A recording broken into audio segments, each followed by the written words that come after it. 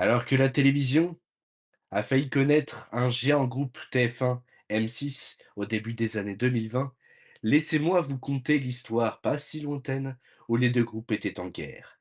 Il était une fois, dans l'Ouest audiovisuel, deux groupes privés qui se sont livrés une guerre que tout le monde a eu tendance à oublier.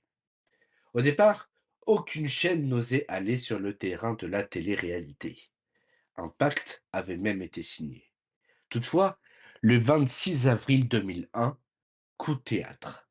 M6 programme le premier épisode de la saison 1 de Love Story, produit par Endemol Productions. Derrière cette société se cachent aujourd'hui deux mastodontes de la production de flux en France. Arthur d'un côté, Stéphane Courby de l'autre. John DeMol, quelques semaines plus tôt, a voulu s'implanter sur le marché français et a racheté ASP Productions, derrière lequel se cachaient déjà les magazines exclusifs et l'émission Le Big Deal. Résultat pour la chaîne dirigée par Nicolas de Taverneau, c'est un raz-de-marée. Près de 7 millions de téléspectateurs ont été au rendez-vous de cette émission, animée à l'époque par Benjamin Castaldi. Et la ménagère, cœur de cible pour les chaînes privées, a eu les yeux rivés sur la 6. Pour TF1, le duo Étienne Moujotte et Patrick Lelay, logé au 14e étage de la tour au quai du Pont du Jour, c'était 7 secondes en enfer, voire plus, en voyant le succès de cette émission. En attendant de trouver mieux, la chaîne commande une première saison de leur télé-réalité, adaptée du format Survivor, baptisé Les Aventuriers de koh.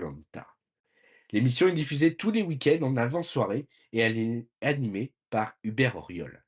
La chaîne n'est cependant pas convaincue par les audiences, mais il programme une saison 2 tout de même, avec un autre animateur, Denis Brognard. À TF1, ils sont loin d'avoir dit leur dernier mot. Si en façade, la chaîne affirme en entretien dans les émissions ne pas avoir de remords à avoir pris Love Story, ils organisent une vengeance aux deux visages. Pour eux, M6 doit devenir la cible humaine. En coulisses, ils n'ont pas eu 5 cartes à abattre, mais bien une avant qu'il ne soit trop tard. Cette vengeance va se prendre en sortant le carnet de chèques. Ah oui, rien de mieux que de connaître un succès pour une poignée de milliards. Un gros contrat se profile pour Endemol après ce phénomène médiatique, autant critiqué par le public que jalousé par les concurrents. Dans la plus grande discrétion, Arthur, John DeMol et le duo magique de TF1 a donc signé un contrat à plus d'un demi-milliard d'euros, soit 3,22 milliards de francs, hein, quand même, pour partir à la conquête de la télé-réalité avec l'exclusivité de tous les nouveaux projets de la société de production sur les prochaines années, avec en prime un volume horaire conséquent et les cases les plus stratégiques. C'est le jackpot pour Endemol et le tandem Courby-Arthur. Dans le contrat seulement, l'animateur de La Fureur va négocier un élément, livrer une saison 2 du Loft pour M6. Et c'est son dernier mot. Quelques semaines plus tard, TF1 a donc livré sa riposte en proposant Star Academy avec Nikos Aliagas.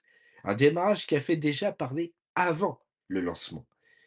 Avec les graphistes, nous avions eu l'envie de ce logo et de ce trophée, symbole de cette incroyable aventure.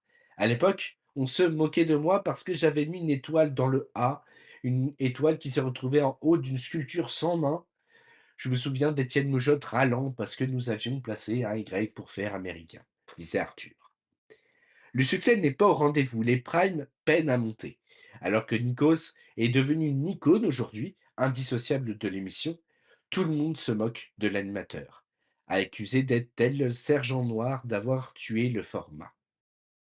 TF1 commence à grincer des dents en coulisses face à ce contrat qu'ils ont signé quelques semaines plus tôt. TF1 se veut pourtant rassurant par la voix d'Étienne Moujotte. Après 3 semaines, nous sommes très satisfaits de Star Academy, y compris en matière de recettes publicitaires, même si nous gardons leur secret leur montant. Chaque jour, ce programme réalise de fortes audiences sur les cibles jeunes, y compris sur les femmes de moins de 50 ans, disait-il 3 semaines après le lancement. Ils se sont laissés du temps. Et ils ont bien fait. Il aura fallu un détonateur pour que les audiences décollent et que la une retrouve son statut de géant de l'Ouest.